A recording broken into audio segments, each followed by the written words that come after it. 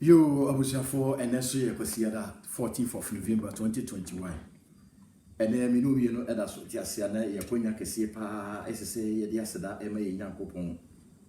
Same Quania Humi, we more necessary doing Yankopon, what dance here at the chair, Yemfefo, ne Adasa, Yasinana. Amen. It's as the Yankopon, the Ember, Yasasa, Yema, no, as I say, Yen the Juma. And it's a dear chin, a dear saying, a blantier, as a cell kai over for the obo, the own, the award and qua Eddie Woo, more Emma will be ye nipano. And no, and really ye be kind of one sem, and I be dinner who I dance here at the achede or solo. Now, we are seeing a no unyakopon. Amen. Brother, like if I issue yakopon, sir. A radia bambo for a royal dawasi. Yamau so ya yokasi, Jaya Kron, you venaye.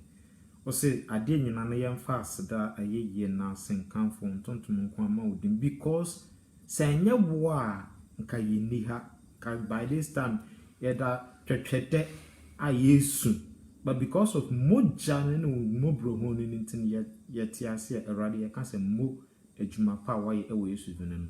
Yes, straw, a home say a straw, but bet na ye Jumamu. I bear and Hinankasa, na ye via can say, Yampa was sedeni. Because a mo, which my power.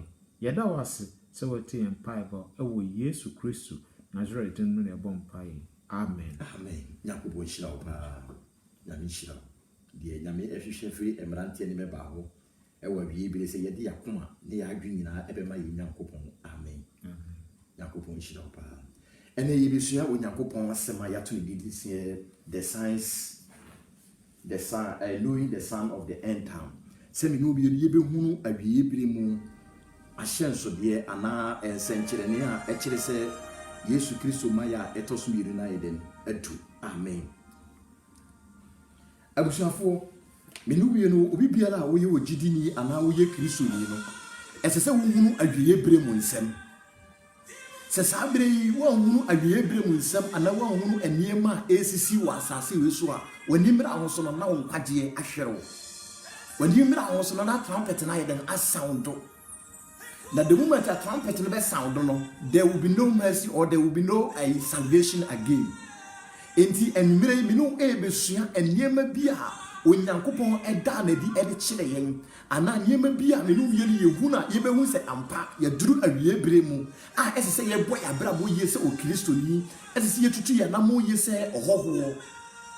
Esan se me no wie no aye tukwan aba obi man hwi se wa mo abrabo yi a dachi o kofi a obekọ with empty handed o mfa hwe nyeden enkura wonsem nyeden enko na wabrabo ebeye basa sana me pese me twe wadwen asini yema bi so na wunu se wo so ya hoho e wa asase we so wo ya hoho wo tukwan aba asase we so enti ebire bi ba obese ayeden akoba bia wo firi owu betimi ato ne nsa e de afrewo emire ya menu mienu ye wo mi ye wo otwen honhom ana ye wo atwen ye a ye twen the rapture the second coming of Christ ana se ye twen owu enema mienu wei e na Onyankopon e de hunta adasa eni ti se wo bo abrabo ya onyame ba onyame de hie a otie mi enanyimire bo abrabo se ogidini bo abrabo se okristo ni se wo mo abrabo ye no wo ntutu anamo ye se wo ye continue obese ya ko achi ha wani mira ahoso no na wabrabo aye akachi ana wabrabo aye den asay. Here's the book of Matthew chapter 24 verse number 15.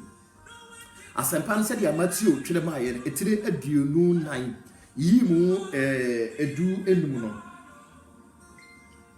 Asay enti se mu achiwade a ebo oman no a odifo Daniel kan aye no a se ogina ekonkuru bia ho a dia okenkan no mano entiase eno na wona wo widia inwane enko beposo dia owo dan atife no mano insane emefa bibiara emfiri edan ni mu. Amen. Yentie niye odifo yehwe adisem we ha eye odifo Daniel ene di kan di revelation ye den eba ye Nyankopon nam ne so ema ne kire ye eniema ebesi ewo wiase anasase we so wasi se mu achiwade a ebo man se ejina me konkoro bia ho a maminu me ye ndwane enko benkum de firi Judea mane enko Jerusalem de firi Jerusalem mane enko Judea ma obi enko dan mu se me kofa atade ana me kofa sika die bentia that things, that properties that you have saved in your house can never save you. And when Yami Eka Sachra says, a woman said, Sa a chiwadia a ball mine, a jiname concono be a honoma. Mawa the Sanibi and Yan and fear and go form the Japadie, Nemum dia, or Yankupon a chiwadin as so, I as a woman in his head, Ube Gare, Nawaji or Kara Empa. Yamu one my dear Niato, ye Japadia so, ye dear Niato, ye Sikabiso. Enti yem fa ye mo ento onyankopon so na ye mo ya brabo se ogidi mi anase okristo di Yesu Kristo ani masebnie obe confirm the revelation Daniel ye den ehunu ye Bible ka se achiwade a ebomanya ene den ene oba ne oba se omompe be ma ne oba enaye be ma ne oba so ompe be ma ne obema enaye enti ne oba ne oba na ye den eda ena berima ni berima na ye den eda Sanyama we nyina ye chiwade na Bible ye den e ka ho asem se mu se abegyina me konkon bia honoma afa mayi dwane enko edan atifi mayi dwane enko hwehwe agapade bi enne saa achiwade e ebo man no engina konkon bia ho egina ho esan se ne asafu pebire aye den agiatum a omuhira mema awade so omuhira ema ne ma awade so enti nsama Bible no e ka ye no abam Sababu dia abusuafo edien na yeye anamon be ne yetu e dia fa ye nkwaje ho yehunu nyama ekoso e wo social media yehunu anamon obi mu yeden etu a na yeye mu yeden ehihye yen nipa adwe afiri atemwo so nipa nim se afa na wiase ayeden ayede afa na nipa mu yeden agi wo mani afa na bi mu so bi o mu wura sika duro mu epesika abusuafo Ye prophecy a Daniel ye den ehu ya Kristo so ye den ebeka ahwasem se ye hunu achiwade a ebomaya ma ye dwane nkoni fa anabenkum nemom ye dwane na ye ngi ye nkra nkwa enema bia enkoye enema bia na enkoye no onyankopon ye den etu ye mfo se ye mo ya brabo ye na ye nyansiesie emfama ye nkra ena Kristofo ekon instead of them say ombe kan kwaji asem amanipa hunu ne stand e wo nyamesom mu amanipa hunu ne stand e wo awie bremu no nipa a Kristofo asofo e the salvation message ahead and e ato ho e na we say me de na ye wo som Sabbath na ye wo som Sunday na ye we enyem kwaji asem Kachire nipa na se wansi samfiri na dwama mo ho wansi samfiri na kwa bone ho anamuntu o tunu wanye de wansi samfiri ho na won pe oje ye den emfama ne kana we na ye de red doctrine na wonyakopon ye den ehwehwe de afi ye ho abusuafo ye bi say won say message be e na John the Baptist ye den e de ba asase we so John the Baptist ni message ya wo de ba ye nyina ne say repent the kingdom of God is what is at hand was someone such a madwe na wo so ahini na ye den aben Kristo ba here also beto aso was monye de mon satana magi Matthew chapter 3 verse number 8 was monye de mon so aba efata against satana aba yen so against satana aba enenti ye hwenipa ye di nachi ye papa ye di nachi ono wo ye the most high God no so what the salvation message in the ba ye dia asofofo e dia na ye dia boa ye nuanom Edie na ye dia boa ye church members and die na ye dia boa ya yonkofo nipa eye den eyira and na mofra ewu empanifo ewu die bentia enkwaje no nipa apo ye count salvation means Christ into obi bia owo Christ bia have salvation obi bia na owo salvation bia na ye den ewo Christ into wase mu hu na chiwade a ebomman gina me konkono bia wa dia walking kind of man entiase and then the perfect class and I take class and say, dear Bentia, you do everything in carnality. Yet the one and the year and the church. And now say you better allow yourself, say you more Holy Spirit higher than I take you control in the church, you know. No, Holy Spirit, where you with you, and the Bibiana air coso as a fumuno, yet to a say you have to foyer than a tuaba. And to one conclude and Niasa for Mubium, Yamensa a free Namiasa for so. Yamensa a free as a fumuso. Nanka asafo was ordained by God when yame na yi asafo ne yeden esi wo na so nipa omubedi animu leaders ya yenya wo no esan se o madwen na ye wiase adwente no and they don't depend their life on Holy Spirit again abusafo yame kasa kire yame etu yemfo wose se munhunu achiwade a ebomai se egina me konkono bia wa dia walking kind man entiase ye mo bi entrechire se ye duro wiye bremu Biribia ebi adanse say we are in the end time. and then mofra aya soden ahini aso ahini so and then lesbian ni gay and na ekoso ye ma ye wo fase mo e de omo aye den achi e de na ye de abo omo e de na ye de abo omo abusuafo nyame e kasa kire nyame e tu yemfo nyame e tu yemfo se wo ye ajapadie bi na wo de ahye obi nsa na nipa no aye wachi basa na obi ama wo tip of bi o pese wo kɔ na wo kɔ huna o kɔ a wo nkra nipa no o kɔ a wo nkra nipa no nipa na ni mra ho so no na wo ye den na wo hɔ no but ye papa wo ye di na chi Kristo aye so no wo ye mobrohufo wo ye odo Nyankopɔn edinti won pese ne manyina ebe yiranti ena wo ma ye sa revelation wo ma ye di sem we say ye hunu sa ne ma wo ya ye mfa ye ho to so na ye hunu se ne ma ya ito so yiru na ye den aben when you mean person ni baby abed ebe yira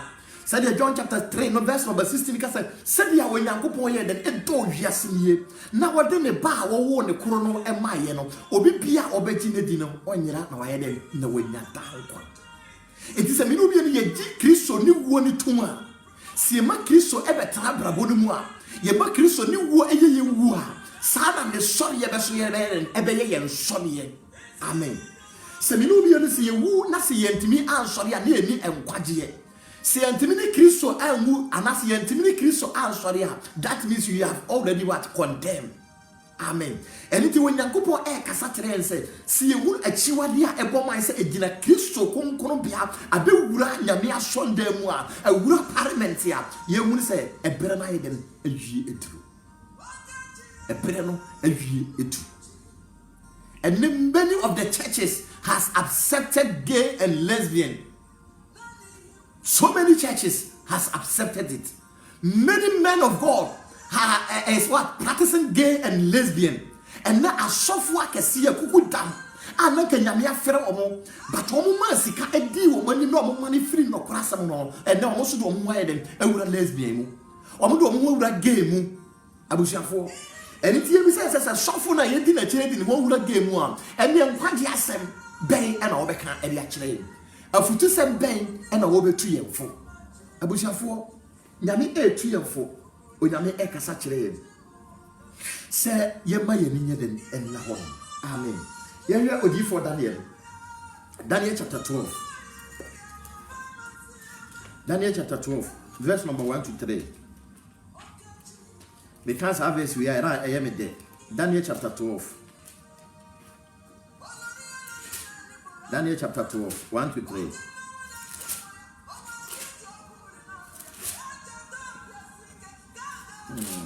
Daniel chapter 12, 1 to 3. Into Nyankopon asem. Was it a brand new mono? And a maker. Obofu atitiru a ogina ho ma o man. E ma no be sorry egina. Na ebeye ahunyehi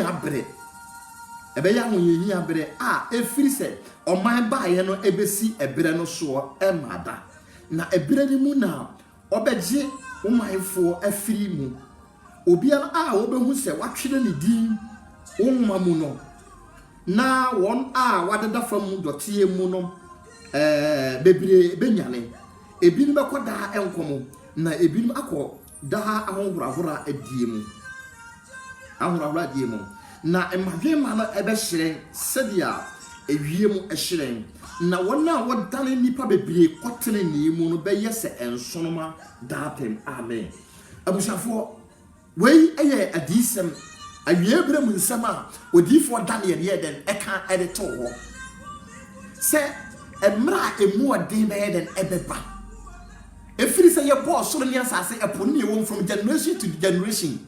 And near my ABC that any ABC a be Say a mighty or not, MIT assess dear. You will say a chiwa dear about my head and edge and a concrete on ma.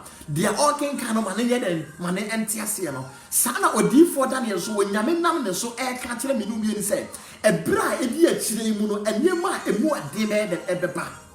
Now one hour you and Yankupon, Yaw and Yankupon children, dear, I won't come when more or Matadano.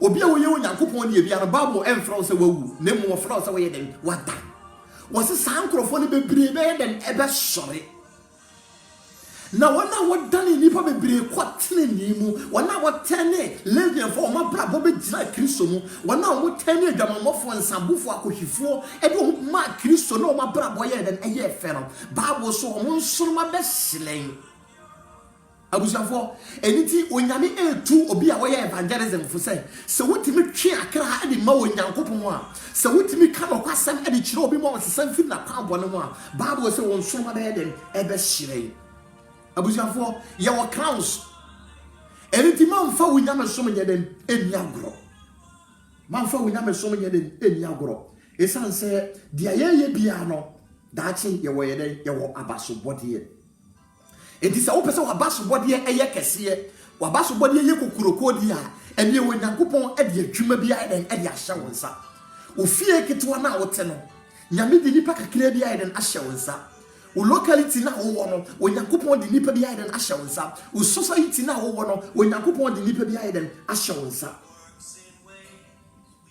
esesa wo tani nipa abrabo ede wo be gira Kristo position we ya de bonyafo afiri o position a o kwa eye owuo mu no o do o me eden ebe gira enkwa mu enti wo se wona wodane nipa bebre ebatene ni mu no o mo nsono ma be eden ebe hire abusuafo se na wo kanyame asam na ekom de wa mansuro wate se na wo kanyame asam na ano nyina asorete wa mansuro wate mamma wa bamu nyeden embu nyakopon ayeden ahye wo se obema won nsono ma ayeden ahyen se na nipa nyina asorete wa enem nyame a wafa nti enam kwaje a wanyanti enam asori a wode wo awura mu ti se nipa nyina asori etia wa Kristo si enenumre me fa na asem so na me ntufu se mama wa ba mu nyedem ebu mama wa ba mu wase badwe ma no be den ebe hire na wona wodane nipa bre nipa pi ye den eba nkwaje mu wo ma nipa ye den ehuri Kristo no omo wa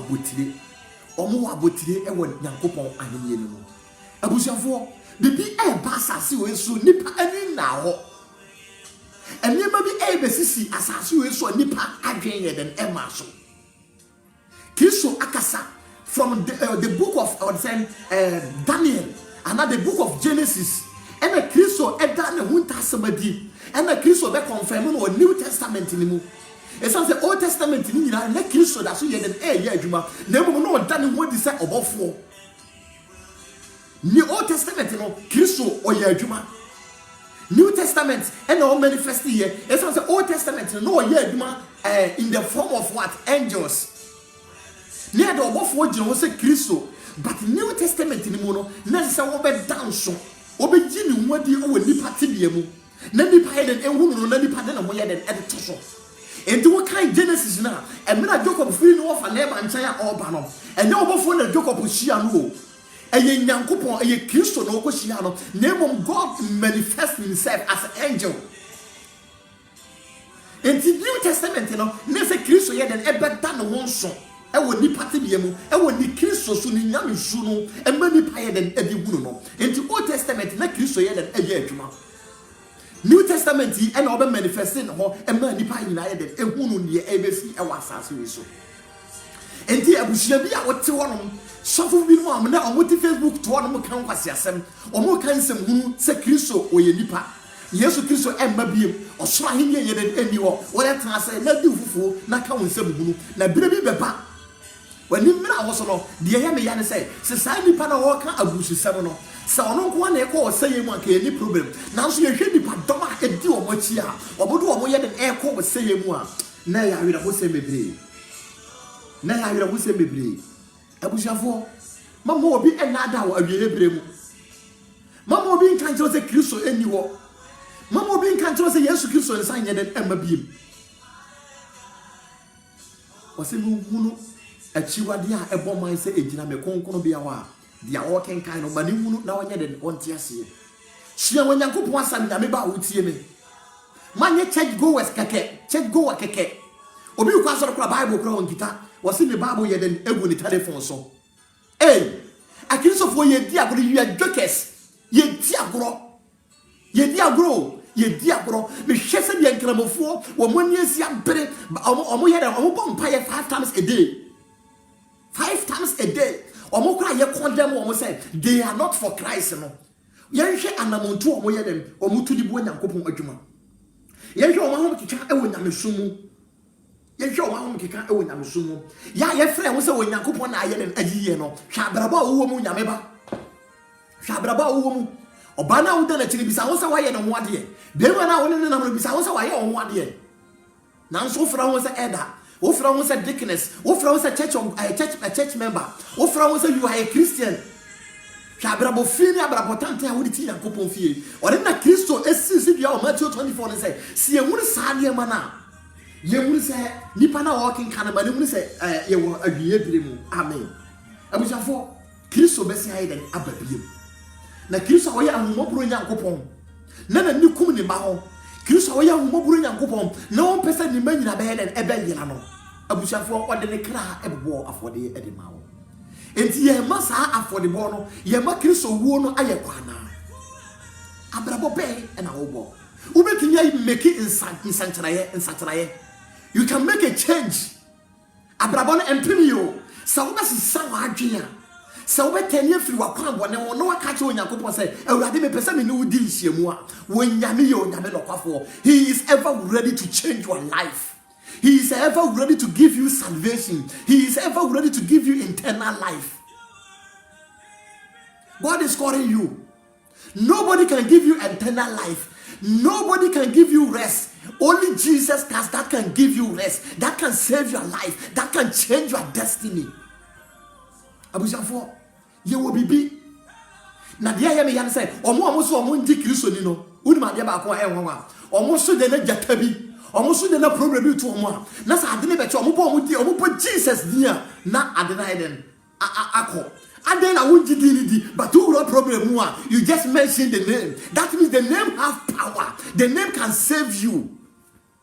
Abusafo obi a wode ne ho ato Onyankopɔn so. Obi a wafa Kristo abo na bo na oni Kristo ben enante no. Abusafo mama wa ba mu mu. O ade wate. Abusafo mama wa ba mu nyene emu. Trials and tribulation will come no. Mama emu wa ba mu. And no get the end of your life.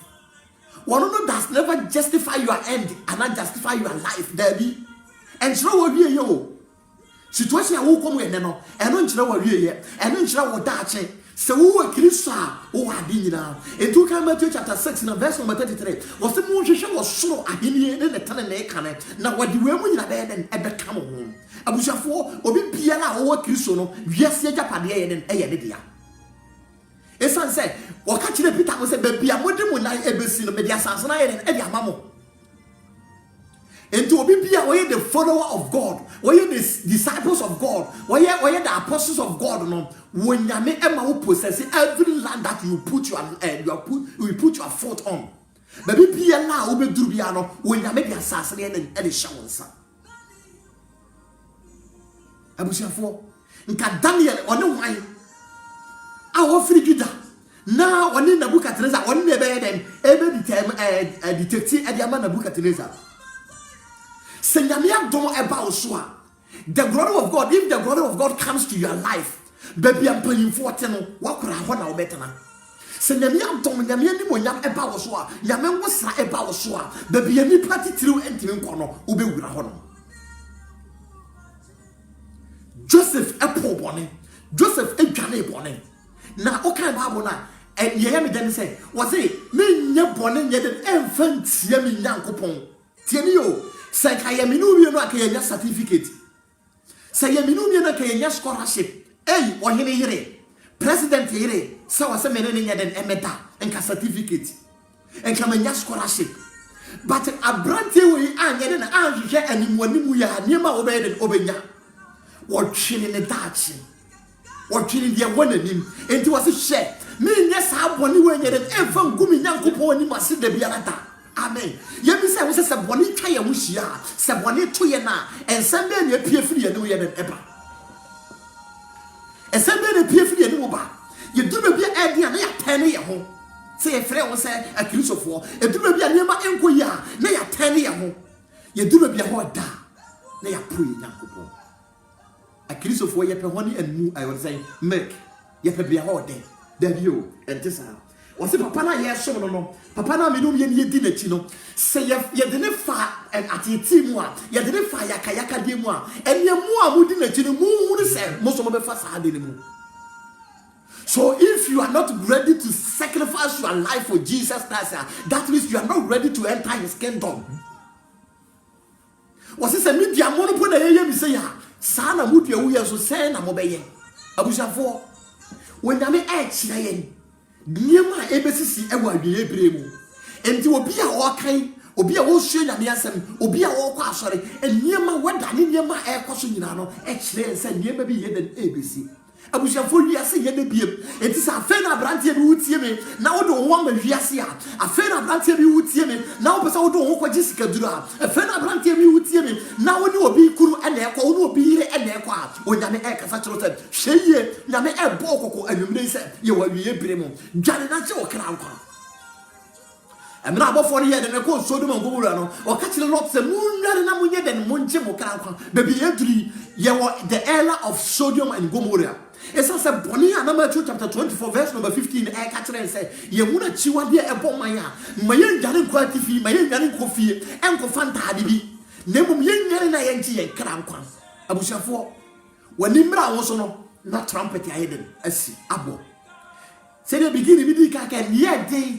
Dear Noma, dear Yara, what is it? Yamedi Yama Bebre, Yamedi Yama, you know, at your one time. What my Yama Bebre, what my Sanchani Bebresi, who is Hanyamana, Yanka will say a year better night than a two.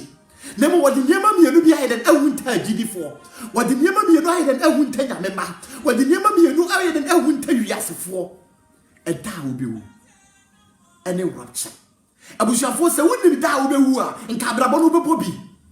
Se woni bi da wo be wu a nka ni je ne be jibi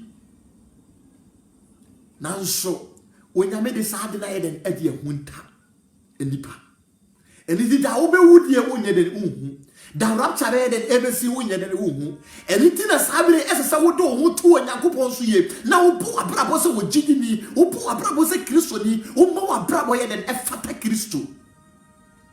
Abusafo yemba me defa wo esanse yenji usika yempe usika so nyehwe esanse die wonyame die ye nim say yeme kan kwaje asam ye den enchiro yemfa wo gie mere wo kra yemposisi wo life enjira wonyame asam so enti se wuti asam na wutie na so pamu a enkwaje ene wo ye wo gie ba na mom se wo po asam wo ya ene wo wu eden eda wanim sade wonyakopon ye den e share Moses na wodi ma Israel for say me di wo wu ni no me ya ye den eda to wanim dia mo pe mo nye den muntwusu enkwaje birenie adom birenie meni atrofo adifo achi meni akyerɛkyerɛ atrofo achi dwan na ke wo kra nkwa ebere bi ba your husband will reject you, your wife will leave you, your children will leave you.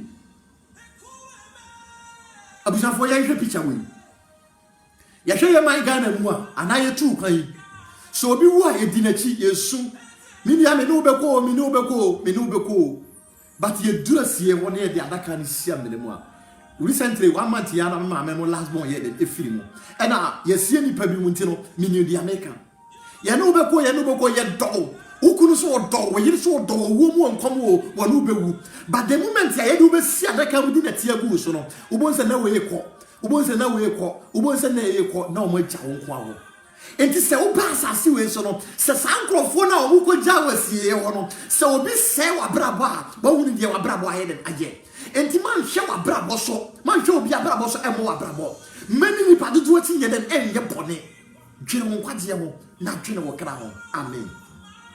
Abusafo ye hwa de bi wo Mark chapter 13 Michael asempa etire di miensa no ye nche ebe wi sisi ya why ya mi shira ho Mark chapter 13 yenti onyankopon asem wo se na wo firi asori fie wo no na suafo no mu baako se no se okyerɛkyerɛfo hwe abo bi ne aban bi na Yesu se wo adan akasie yi tie ni yo wo se na Yesu bua se wo adan akasie yi woli nya abo a edan abo so no a woli nwiri engu efam tie ni yo wo se emra asuafo ni Yesu Kristo ye den enam no omo kyerɛ no niam bebre o Yesu Kristo se mo hu edan yi enti sa dan fefe ya me no bi ye de ya mo atoso yi enti won nwiri sa dan ni ye den engu ana Ye kasafa woni pedua ho. Ye kasafa wo japade ho. Ye kasafa dia wo de wakoma edi akire. Se emire bi ba woni pedua wo Nyankopon bedwire gu. Die bentia wo nyame yi firi afam. Enti wo bedwire gu o na ye den akoni position. Edan na wo de sika wo de ahyemu wo de wakoma nyina di akire sika wo pe eni ti wo kum nipa na wo de gi sika no o so wo bedwire sa ne ma nyina ye den agu. Yenti enkyerase Nyankopon edema wo. Sorry. Verse number 3. Was na what in ngome po no so asori fie tenten so no. Petro, Yakubu, Yohani ne Andra bisa won chen say. Chire ebrako a yenu ebeye ho. Emra Kristo ekasa chiro say sa dan fa ye wuru nyina obedwira gu no. The spokesman I Peter. Obisan say papa o kasa tambia o kasa. Na yenti ase enti ebirebe ena sa dan fefe we ya yesi no obotan so ye bedwiri sa dan we ya den agu yenti mo ya Yesu Kristo ye den ekaye. Verse number 4 was it kire ye okon o say kire ebrako a yenu ebeye ho na yenu nyina ebeba mu a ehon sankire ne ene den tieni o na Yesu firi asiese won say monhwe na obi anadamo tieni o monhwe ye na obi anyeden anadamo. As a child of God, you have to be vigilant. You have to be wise. Was a moon ye no be an anadam. Dear Bentia, Yesu Christo or wouldn't a chili adie. Or wouldn't Yama ebesisi, or wouldn't Yama ebeba. As I said, when you said that Chino, I tried you for bed and ever sorry. Tiania pa. Yanko, verse number 6. Was it Menanipa be ever bummy dimu abekase? Menano. Now better than the papi. Na se moti okon ni akosema mo mama kuma entutu na etwase eba na nso na awie no inyamiri na oman be sore oman so na henie asore ahenie so na asase awoso miamia na ekombeba yenu ni awoko yawo efitiase. Amen. Abushafo yenhwa asem we ya na Kristo ene ne ma ana na chidifo eche no was it a brebe na sa a dime fa yesira bo so yi na wo bedwia ene agu was it a very dear Nyankopon emfama me se me mfama mo na mom ene Peter say ene e won sankyere ne ne say was it a bere no bewia atrofo difo be brebe ene ebeba be dada mo na nipa pi be di won achi obeyi nipa pi o me dada nipa pi enti momoni enna ho na no krasa mama ene matene mo nyede mu nkita mu osane ma omun sankyere bi se mote se asase wo so oba ahenie soro ahenie so emofra eya asode a mu te dana ye den aben abusuafo nyema esisi nyina ekere se we are in the end time wo wadamfo bi afra no e wo Spain na bi se dey na si volcano si ye more than 1 month ni e da so ye esi bibia sa nyema we nyina e se wiase awieye Sadema we nyina e kire se ye wo awie premu a ese se wo nyame pa o ma woni ye den eta ho a ese se wo Kristo ni wo po abrabo ye se ohowo abushafo obi a wo ye ohowo ana wo tukwan aka obi man so sani pa no omfa na abrabo ye den eni agoro ni pa no o ma ena enye den enye ne de wo di alarm ne sorry o tumiri kadi ba asiachi obi wo kra o kwa na tale ye den egu ne ko ho die beti a o kope na no aduane adi abusuafo samirikano ene zie adwane ne ye de hwehwe nkwaje ede ma ye kra samirikano ene ye sie tu ne ye de ma ye kra abusuafo dwane bere Kristo wo wate dwane ko ba bia ye kan nkwaje asem ye kan futu sem ye kyerkyere ne ma wo hunu wo wie ye ma wo hunu sa wo nkwaje ye ma wo hunu sa wo nnim nkwaje a saa krofo no ene ye sie dwane ne ye di wo mochi ene wo ma me ye bayifo ene wo papa ye bayifo ye wa wie bere abusuafo ye ma ye ni ye den ena ho na ye mo ya brabo eji. Amen. Ye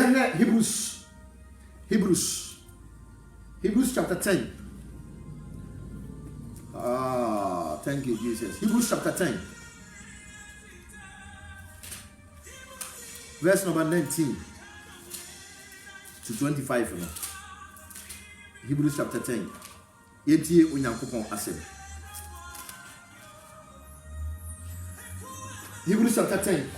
Verse number 19 to 25. Yeti Onyankopon asem. Asi enti enuanom se ye wo Yesu mogya mu nam ye a ye de kokonkon mu a konkon bia ho a esane okwan a wasiesie amayen okwan foforo a ewo enkwa a efa ntwamutan ene se ne honamu ne se yewo Nyankopon fie sofo akese enti momma yemfa nokore akoma wo gidie a atinye inimu kra emen se atinye inimu kra emen se nipa a wapete won akoma ho afiri ahonim bone mu na wadi ensuo kroje adware onipadia momma yenso anidaso asem a yegina wasi yegina so kano pintin efiri se onokwafo ne dia o share ye bono na momma yenhwehwe ye ho entwetwe ye ho enko odo ni nyuma pabo na momma yenya ye ho nhyiamu sadia ebinum ye no na momma yentutu ye ho fo ebre dudu a mohunu se eda no eleben no amen abusuafo momma yenhuru babia yaduri wasi ensuo kroje ye odi dware ye wode ti ye wode free bone ha nyame asem eye ensuo nyame asem eye sekan nyame asem eye ahwehwe eni ti sabie onipa bia na dware wi a okogina hwehwem ehu se baabi nipa bia na baabi nkoyi a otentene no ana atade a ehye no enkoyi a otentene no saa na wonyame asem ba eye ahwehwe ebeyi wabrabo mu mfoni ye den ede kyerɛw ema wuru position a oye ne uwo mu nyame asem eye nsuo eba ebete wo ebedware wo ebeyi wo ye den efiri ne kekaye no mu nyame asem ebeyi wo firi adwamamo mu ebeyi wo firi bone so a oye den otimu ema wo begina pempenso bi a Kristo ni de wo ye bibia eden eyeye amen yehwe 2 Timothy no 2 Timothy chapter 3 2 Timothy chapter 3 verse number 1 to 3 entie onyankopon asem wo say na wuri say ena edi akire no emra emu yede ebeba ye kan Daniel say Daniel e kan the same thing brother the light wo say emra emu yede ebeba ena nyankopon nam Paul so e kan kire me no mi say emra me no mi ye wo mi emra mu ode be heden ebeba enti wo Kristo ne awutie mi a wabrabo enkoye why say o ma me na eye o papa na eye o da bi o eye prophecy ese eye den e come ese esi the prophecy has to what fulfilled since our prophecy we anya djuma amamu a na nyame ase eye den enye no kore enti wo nyame nam Kristo so ebe kae se emra edi akire emra mu ode be den ebeba atro di fo be den ebe sore ese se Paul so be den ebe confirm amanya hu se de o kae de den eye no kore amen enti wo se mra ewie wuri wo se na ye wuri se na edi akire mu no emra mu ye de be den ebeba number 1 wo se if you say nipa be den ebe ye ahopefo tie ni yo wo se nipa be ye ahopefo sikapefo ye kasa kakra ye mi say wo se nsema bible na ka he eye no kora na eye no kore wo se nipa be ye ahopefo enti de nipa epe no wanya enti se na obi ikum obi a obi nsuro obi ikum obi a obi emfere Nyankopon shira sister Hannah was it please share nyame shira pa asompani brother Joshua Nyankopon shira pa nyame shira mo bo adwuma Nyankopon enka mo was say nipa be ye ahopefo sikapefo enti na me ka kire bi mu se na wan hwe ya obi oba e de obaji sikaduro se wan shum nyame ya ukunu ade obaji sikaduro uyire ebetimi de waye den agi sikaduro Debentia, the prophecy has to be fulfilled and commission Paul ekaye Daniel ekaye Kristo kaye no esaye den ebam was it nipa be sikapefo enti ne sorry to say sikapenti aduane obi dimpo enye aduane o obi di dia on fanchame last 2 weeks here kaye sabi obi di tiafu mumwa sabi obi komo kire ani furu ya den ekoda all because of what? Money. All because of money. Yameba. Sa what is sadi ba we yama money nya wanwo. What is sa wo bo brabo ye na wotutu na mo ye den esiye. Esan sa ye komhye. Esese ye den ebamu.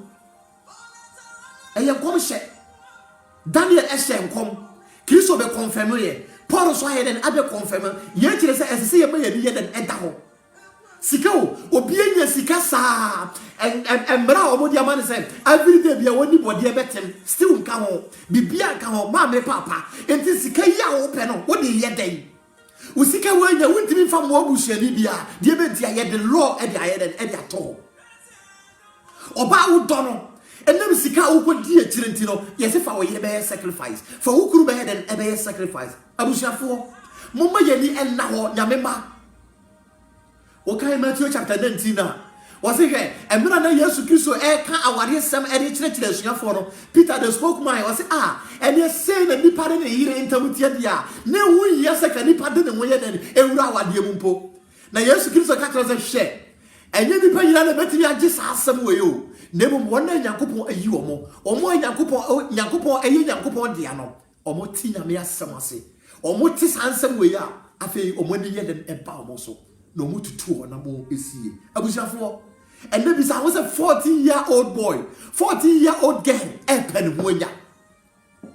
First in 20 years, now no mammy the devil. 22 years, now no papa the head and enter. Debentia, they are monitoring you. No person want to two and more SCA. Now 25 years, what in apartment. Because I was a human being now yet. Secondary school boy and wound ye. Nipa no den pen wide and enya was nipa be ya ho pefo nipa be yesika pefo abusiafo man fa wura game what man fa wura lesbianism all because of money wo life ebe say na wonni nkwade wonnya nkwade so nye den emfa ma wo kra se na obi dada wo de wo ko wura sika duro mu a e na obi dada wo de wo ko mana bi wo a se na obi dada wo de wo ko ji obi kunu wo ji obi yiri ne afiri ne sama abusiafo se dia Matthew 24 no se dia walking kan no manenti ase se ye den yo awie bre aketasi akata wo si wate abrantia wutie manfa wa ho de ye den e mama manye wa bi se wo de wo den enti amanfo yiri e na wo no wo be den e beta ebrabodi bi ye den e da o e twen o ebrabodi bi e da woni bi e twen o ebrabodi bi ye den e wo ho e de ma o wan hwa da kuro be wura obi fie won sai wo chibie wo be kra se wo ko obi ho wo ko mpra bi ho ka e betimi ni wa ye den e de nya akwanhia na bisa ho se sa akwanhia eto a wonya ogie e de ma wo kra wo nkwaje e de ma wo kra mama sori a wo kwanye den e ntada o mama was sorry dia ati and dadao say because of the church intino o nkwaje dabi asore entwenji ni pankwa etie revelation bi say emra nyankopon be fa John Wesley na okoduru heaven na o mun sa konkonu ye fo be bre shatare fita na o mu ji o mani na dia obi sa nyankopon say eye me church members ni ana eye Methodist for ni ana wasi da bi o eye Methodist for wasi eye Pentecost for ana wasi eye Pentecost for wasi eye two tab ana wasi da bi wasi eye Assemblies of God ana wasi da bi wasi eye eye wan mu a wasi eye akonkron for won na wa wuro on tade o goma mu jani mu no o mu ne wa ha na mo ade asori nye de enia Methodist for ni ya Roman ni ha no na mo the saint the righteous the holiness people wa mo na head and ewa ha enti sa wo pe wa je dia ma wo kra sa wo pe sa ayi ni mo wura dwan free body mu yento aso bushafo yenko so say ahwa afo ahantan fo abusum sankafo amen wasi nipa be ye ahantan abusum samka sabe wo kan First Peter na wasi emre bi badi pa bi be o wona kan abusum samaka say nyame ya mo som no ne bo hye na wo hye mo no e wo hen sabe na bi no te Ghana Abraham wo hye ne nkrofo wasi Yesu Kristo akasa sa obe ba na wati trogo sokura na ko wonye de onuriye ena abusum samka ena woni pa ni mo de bentia because of the grace, because of the Holy Spirit, because of the love that God have, and into head patona boase e dia manipa enti nipa ti bi kan bususem nipa ti bi kan hantan kasa e de kire Nyankopon yemma ye ni emra ye ho so se wonyame ye di timoden nyame timoden se bosom nyame timoden se bayifo nyame timoden bo se bonsam na nyame wo do so tidan de maye na mo ne bre o bre e de manipa Yaminya bre ediba wo hene Nebuchadnezzar. Edu kan Daniel chapter 4 verse number 12 now. Bible say bra Nebuchadnezzar e show daye. Na wo Yankopon nam Daniel so etu no for. No say Nebuchadnezzar he be free the son Daniel etu Nebuchadnezzar for. Was say wo hene se ka bo ma futu aye wo fe. Na watie bi sama wo make ya. Wo hene fatere ne kan boni a eba wo so ye den egu. But a hantai any ahoma so na akaka bi nsam ti o he Nebuchadnezzar ye den antie afutu a Daniel ye den edema no enti na hantai na ahoma so kasa firi kasa twitwie ni ahoma so a wo pu Yakopom na wodi nyame ye nim twitwi fam no wo nyame ma ne huru sai wo ne bo no wo ne dia hidie bi ye den e share nsa ye mo bebre ho no ba hidie wo Yakopom dia ma ye the glory of God of Yakopom dia ma ye no wo nyame ya ye den agya fi ye nsam enti da bi pie nipa be wura ni penya anyeba bi firi no yenko ye pie ho ma na kwai den asi debentia the glory of God no God has taken it away from us anything emra Daniel etu Nebuchadnezzar for no e wo Daniel chapter 4 verse number 12 ye bi ho wantie Daniel afutu debentia oye wo hene ene obi position a wo because of say me sofo me ye prophet me ye evangelist obi to me for me ye MP me ye president me ye ohene enti obi ye ne to me for am time ahoma so ya bi pie na ni kakra bi no omuni pempo ya bi pie na ni kakra bi omuni pa biara abusiafo ya bi de dia ntomo ne de ma ho obetumi aye den age afiri nsem bitie sofo bi o se ono no wa ba o ba na wagya na asoro ba be giba na ne afiri nsem osofo utimi ma o ba ahantai kasa ahoma so kasa wo ye eba satara wadwen atrofo difo a mo my God na mo na mo tani nipa adwen edi ko woseye mo twe akra edi ko wo mo no mo nye careful na wonyame abufuo ye den eba so wonyame de ne trene aba no ebo bomogu afimu enche ma ye eba mo satara wadwen na nipa domo edi mo chi no mo yire nyame ma mo se Yankopon ma na anya enyemwa esan say Daniel no said ye on say Timothy akaye was say baby ba enam say nipa sum ya mo yiri nti no o be firi no kure kire no waye den akodi atoro kire ti enti ye wa ye ka no kura sam kire no nipa ye den empe na mo say ye ba ye na ka ye sem komo a e ka sabi de nipa 1000 ene gu platform we so nipa percent kire ne na mo nipa pen kwagie nipa peyedie na mo nipa pepe o nipa mpe ogie nipa peni wonya nemo nipa mpefa hodie nipa chen ensrobone mama ka sam kire I can prophesy to your life nemo if you are living in sin this prophecy can never fulfill your life enti mumu bebre wonya nkom hye e wo mabrabo mu na nso nkom hye no entimi babu entimi nya adwuma wo so die mentia you are still living in the sin enti wonya nkopo entimi hira wo de wonyefo or they say Isaiah chapter 59 verse number 1 eko wo se bobo mpa ye mintie mani be frafiri mo ho me nsabe yetia wo so die mentia moda so toma mo ye mo moda so teme boni mo eniti mo mpaye eduru fi yo so na me ni pare be wuro ho asama ka akere wo wo be yeye wo be ware awade ne emada die mentia woti obi kunu wo pa awade woti obi yire wo pa awade wo bopo wo be yedie nya oboa emamuda mame ka sam kire obi biya la wanya Kristo wafa Kristo say the kra na jenkwa mama kan so say edi Jesus no edi salvation no you have protection in salvation you have deliverance in salvation you have prosperity in salvation so ade ba ko a nyame nipa efe wo hwe akira kwa ne say wo ba hwe Jesus and Jesus stand for salvation stand for Jesus Christ enti dikani odie fama okra na yedie ne be de ebedi wachi said Matthew chapter 6 na ekaye no so wodi ka hwe Kristo a yedie be de ebedi wachi ya dra wi ebre abushafo moma ye ni enna ho ibi coronavirus panie we kura no agidifo ya kan ya notum ya boto ya yemere said Daniel chapter 12 re ka kire ye no afi na niema emu odi ye den ebeba enema ye wuru ayeketwa enti nyame ma wutie me nyame ade hye nyame mfra mo hye mo den na mo mpaye ne nyame ye den emam the gift of faith esa say your faith mo awodo your faith ya obi a obi wiasefo obi name the gift of faith no e ya chede a Onyankopon ye den edema and you able to raise ye be wura mi so we need the gift of faith ya you can never stand You can never stand. You can preach, you can prophesy, but you will deny your God. The gift of faith, Ebina Daniel, Shadrach, Meshach, and Abednego, no more than war. Hey, say I mean, you be a judge and can deny your young coupon. Now, so I know the gift of faith, Ekita omo. As you for no kita the gift of faith, e actually when you coupon and Edema omo. And to bless your family, or more and get an ambu, they have faith. They have faith. And the man won't pay tribe because say faith there be. Kazo na coupon who had the gift. Gift, as I said, Sa actually and coupon Edema Memano. Gift a actually in India. Abusafo. You had the gift of faith.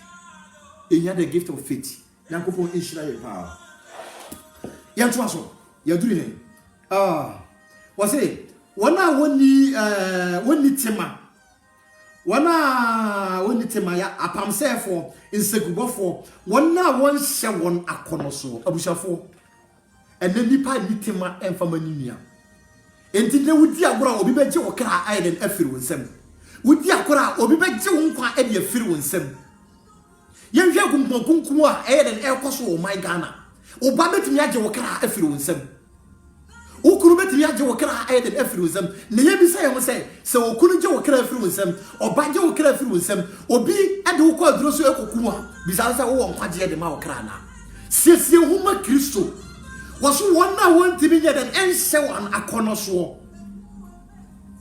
entu bo hunu nipa nyame abono wode de homi awura ni mu na nipa ni nantwie nipa ni kramai nipa ni mponche nipa ni nkokọ na heden eta ontimi hye na kono so 50 years old man na wadi akura 10 years 50 years akura ene ni heden eta ontimi enyeden enhye na kono so abusuafo mote saare ma we nyina mo hu se ye wa wie bremu mo hu saare ma we nyina mo hu se emra ye wo mu yeden awie aturu abusuafo sade Matthew no chapter 24 na ka kire no wasisi ehun se achiwade a ebo man gina konkoro bia ho ma de o ken kan ma ne den entiasie sabi a de sen Genesis no nyankopon bofo no ye den e ka kire lot se mo nsan enkomachi enkofa bibibia na freedom ho no sana confirmation no e ma ye no Matthew 24 verse number 15 no wasisi se mo se achiwade a ebo man no e gina konkoro bia ho ma de o ken kan ye den entiasie enya sana obofo no ka kire lot no enti wose mamu ntwamo ni nyeden enhwemachi lot yire antumi enti be confirm Matthew 24 verse number 15 no wose nipa na wo Judea man nsan na chi nyeden enko Jerusalem man ntumi ka enko ne dem se wo kofa biribi sa bere dware na yeden je wo kra enkwa abusuafo yede wonyame asem e ba wieye yede wonyame asem e ba wieye wose akakabi samfo wose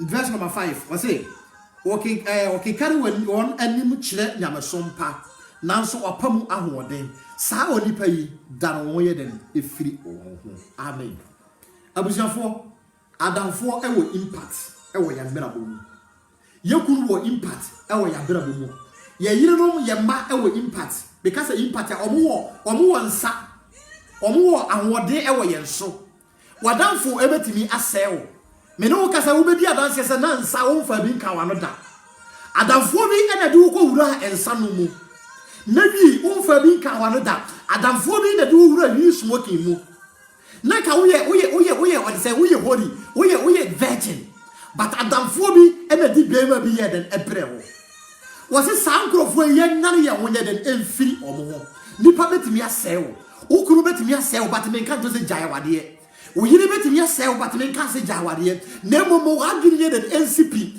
fa Kristo babo so se wo mu enkomo wo ni Kristo be den ebenante abusuafo se ya mo ya adwen aboso a minu no yentumi mama damfo enadawo mama wo yiri enadawo mama wo kuru enadawo de wo wunsam no ma me somu ye wate enkwaje wo nya no papa somu ye na enche na de beba na iden aba de obo wono enche na oba abusianfo Bible say ye no tie de be say hiden akoye doti mu de tie mu na ye ba ye se wonipa enan bi na me ka kire me blood blight se nipa wo kai wa hyase wo hu be bia na wo firi a wo betimi hiden asom nyame ye no tie a wo tie me abranti ya wuchie no wo ye notie bisa wo se wa hyase ye kura ne wa efsɛn se fa na wo firi a wo ba ye ene ahomaso ne ahanta ne dwe ahyɛ wo ma eni tu fa nyamesom enye hwe na wo bo abrabo se dia wo pɛ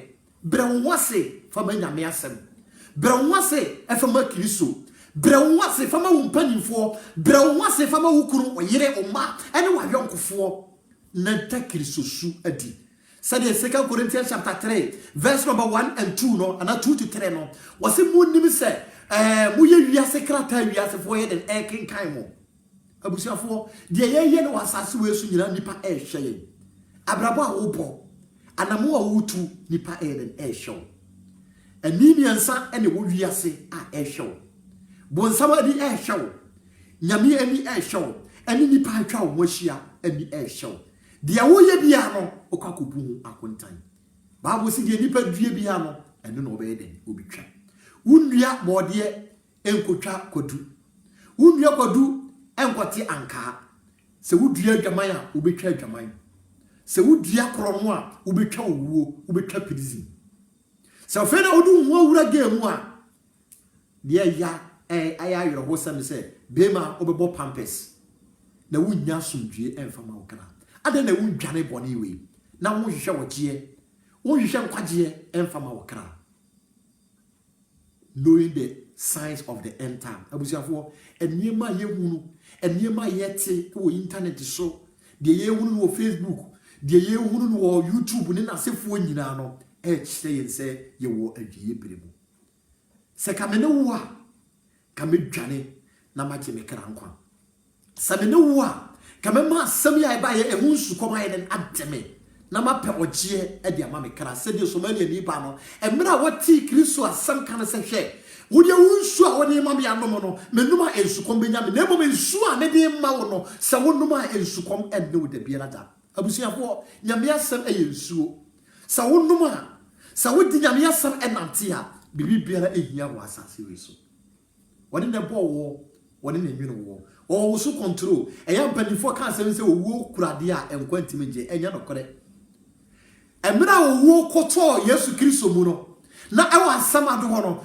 Kristo di ne ho adanse ka kire se wo owuo mikita me nsafo mikita owuo ni asamado so yedem ensafo enti se na obehwe Kristo ewa ama okra se obehwe ogie dia ma okra Kristo di owuo nsafo be den e de be ma owuo eye honhom owuo ye bofo woni tomi ewa oso Sise wonyame yakasa wo braiden aso abusuafo hwehwe wotie fama wokra mama wiase enada ho mama wiase enya wo de mama party sem enya wo de kristoni wuduru ba bia wiasefo wa manipa ehuru se wo ye kristoni won tare hyemu wa hosiesie mu won kasa yemu ma bibia enam soronko ma yehu se ampa nyame ba enenam wo yi eno ena obeye hira said Daniel chapter 12 no verse number 3 no was it nia wo dani ni padodo eni ede batene ni mu no ne nsoma be den ebe hire abusuafo wa brabo won tare hyemu timi ye great evangelism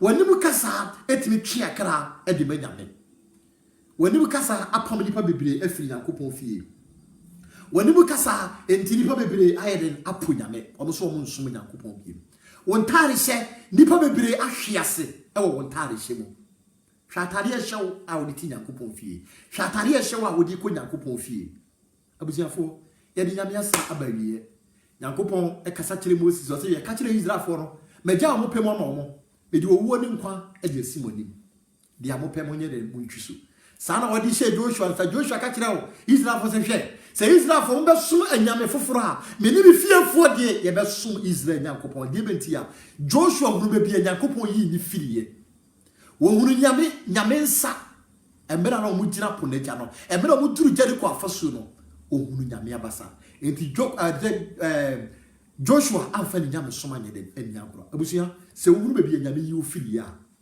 hunu mu se na wo nsa hwe na wo ye mogya bi ena da wo na wo da o ma biem nyame na yen wo onyame na kita wo ede wo ba asase we so adan na wadane wachi ede amam adan na wapo Yakobon na wodi wiase achi Yakobon enhira wo Yakobon kan ho obi a wo ba so wo mera ho se ye nyina no Yakobon enhye mo na mo me bra prince Yakobon enhira wo pa What's a powerful message of God. Nyankopon shira brother Prince. Nyame shira. Me yaba atwene boa. May God bless you. Nyankopon shira mu nyina. Mama Helet. Nyame shira mu pa. Nyame shira obi bia. Mama baby. Eshon Nyankopon shira mu nyina. Miami niaba Naomi techiwa nyame shira. Nyame shira obi bia. Nia mo kan nyina no. Nyame mmoye na wontwiri ndin e wɔ ne nkwanwa mu. Se daachi Kristo pie na ni monyamu a menu mienu yenye yiraba onyame nka mo ho wonte na adwene mu ema mo na ommom ho ban na wotwe mu dwumadie bia mudi no onyame enye han ehye emfama mo muduru bia esumu a wonye kanea emfama mo muduru bia awia ehye a na wiema ye hye a onyame nyemununkum enkata mo so ye bompa ye da wase onyame na kwafo ene anumire so se urade wa be hyira ye da wase se urade wati wanim akire na wa be kasa akire oma na urade wa ma oma afa asemi ye mpai bo se masemi engu asase pamu na urade enye nhyira emfama oma na wo wa be mu a oma ya ne yeraba igai atiefu urade o mo pese o mo som na nso o mo ntumi emere bia na ehye o mo so ene anumire papa ye sane o mo kra efiri chichiriye bia le mo de akono akikire no ne boni bi atini mu a wo ntumi papa ye ne boafo na urade kama no na chi no na yi wo di kire o mama akoma se de yi wo di kire so na so ansia nko ne te bia da dem no yi wo di kire o ma ewa wie biri mu na o ma entimi gina ensom no kure mu bi ja mi nua urade wo be ka me nsa ne chintim camera eso hya wo nsa me so se urade de da na koma so de wo hwehwe de urade dom na ne nyam so ebesi pira urade fa dom no one ne ma urade hwe won so na bo ho ban firi de entini nyina mu afei atiefo nyina hya wo nsa urade na wotwe mu ka mo ho na wotwe bo mo ban na sisio mo ma wo papa ma mo bibia na enye yira ba da biara da ka ye mfa mo ho papa ne entimi enyina ma wo ye da wase se urade wadi nkonim e dia maye e wo Jesus Christ di mo amen. Nyankopon shira mo nyame ya adoma next week ye be san ahia nyame shira mo pa me nua ba Faustina Buoma Nyankopon shira mo nyina se watimi aba na mo spread the gospel no Nyankopon kan ho ehia mo share ye no ema obi anya ogye na so obi so nya ogye firi ne boni mu a ehira enemo yeda mase nyame nka mo ho o ma bye.